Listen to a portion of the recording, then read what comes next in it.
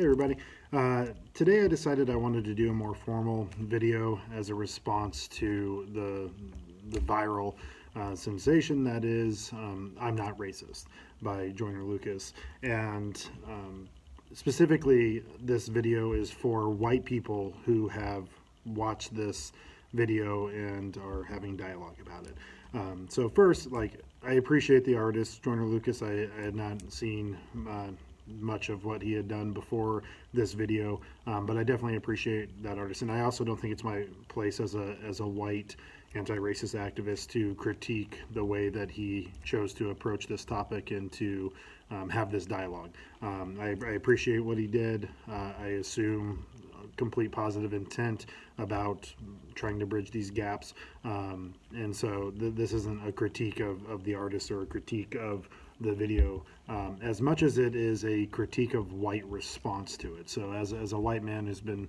in this country for 32 years and have interacted with a lot of white individuals in education and outside of education as well, I think that there's some very troubling aspects that have been coming out since this video. And so I'm going to try to go through and talk about a couple of those and see that if you're engaging in this dialogue about the video, there's some things that I think that you need to keep in mind. So first, this video is being interpreted as, I don't think it was intended to be, but it's being interpreted as a false equivalence.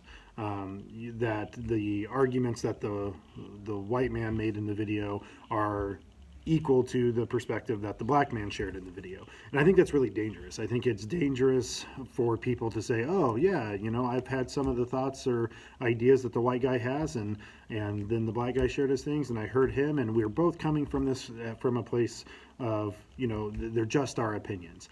No, a lot of what the white guy said in those videos, I obviously know the person wasn't saying that, he was acting it, but the white perspective that's presented there is just that. It's just opinions. These are stereotypes. These are the dog whistle politics, catchphrases and words to continue to put down people of color in our country, with specifically black individuals, without sounding racist. And I do appreciate that aspect of this video. I think that it paralleled the dog whistle politics with actual overt racism. Things about the war on drugs and crime and law and order and things like that. It paralleled those and said this is the same argument, because they are. But I think it's really something that white individuals need to be careful of, to say that my misunderstanding and my perceptions about race, or my racial anxiety that is present because of racial tension in this country, is equivalent to the racial oppression that black and brown folks have in this country.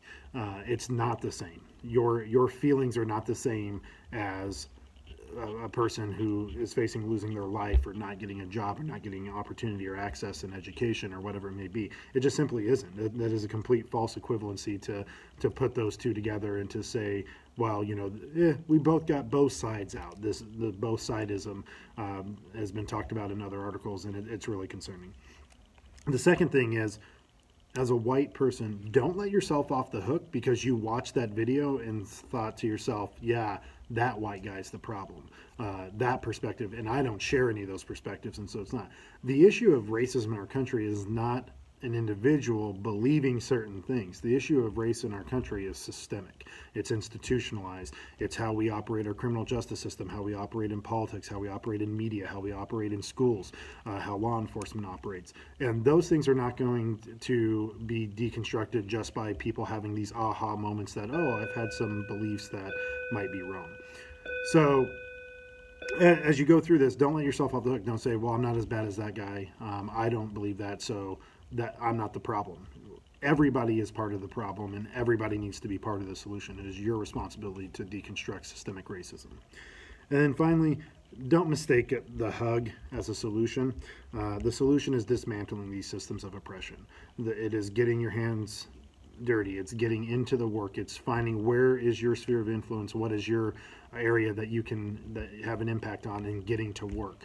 It's, you know, tackling the hiring policies in your company or your place of work. It's looking at your local schools that your children attend and looking at how racial equity is in play there and how you can improve upon that. It is not just having a hug, and I don't think that was the intention of the video to say that. And this is the Kendall Jenner Pepsi can solution as well. Like, that is not, of all of us coming together and offering free hugs is not going to solve anything. Deconstructing these systems of power is going to do something. And so, you know, it's time to get to work.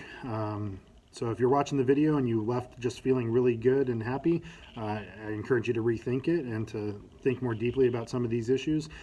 If you left the video feeling justified about your racial beliefs, then you need to reassess that as well, and have dialogue with people. White people, you need to step up and have those conversations with people about our responsibility. So we'll see you next time.